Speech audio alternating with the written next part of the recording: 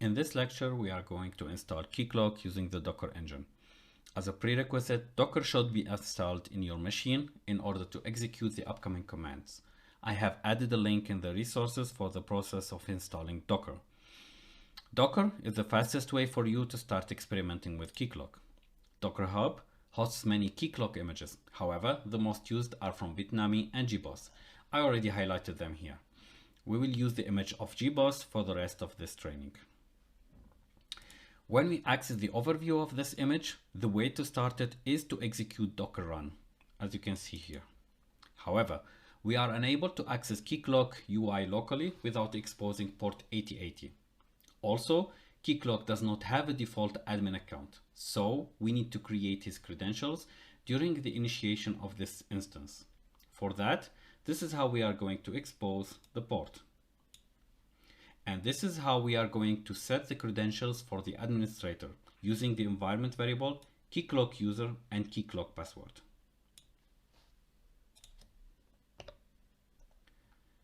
Using the combination of the above, we are going to start the instance using this command. We are going to create a container based on the GBoss image named Keycloak, in which we will map port 8080. Admin will be the credentials of the administrator account. As you can see, we will pull first the image. This will take a couple of minutes.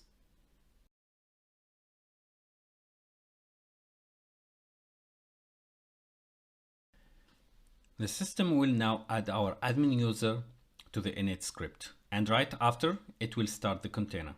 It's worth noting in the starting sequence that this system will use an embedded H2 database, which is a lightweight and in-memory Java SQL database.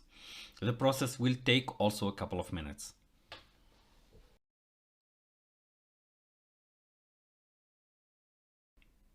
Now Keycloak is running and ready to accept connection when we see in the logs that the system is listening.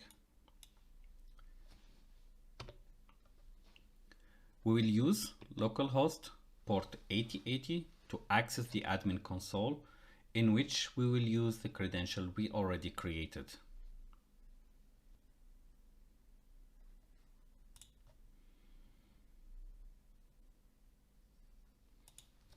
The credentials are admin.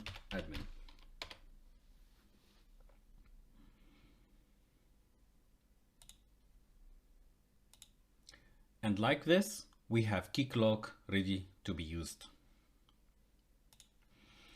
The base image has many other configurations for the instance of Keycloak we want to use, like associated databases, adding custom theme, adding scripts on startup, clustering options, etc. We will check on some of them later in this course. However, using the docker run command is not the only option.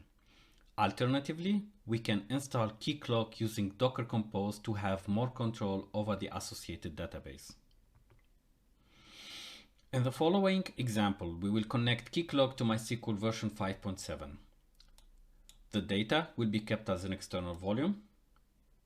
The connection between the two instances will be granted using the DB vendor, address, database, user, and password. We'll also create the admin account using Keycloak user and Keycloak password. To start the compose file, we will execute the following script, compose app. This will pull also an image of MySQL. The process will also take a few minutes to initiate and start.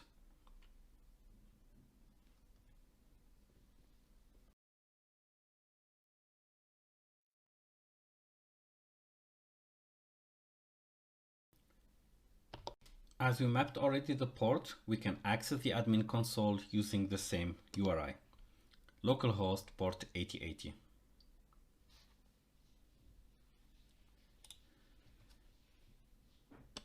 In the following GitHub link, we can see multiple Docker Compose examples with different database setups like MariaDB, MS SQL, MySQL, Oracle, and Postgres. In fact, the MySQL example was taken from this collection. Please experiment as you see fit. I already added the link to the resources of this lecture.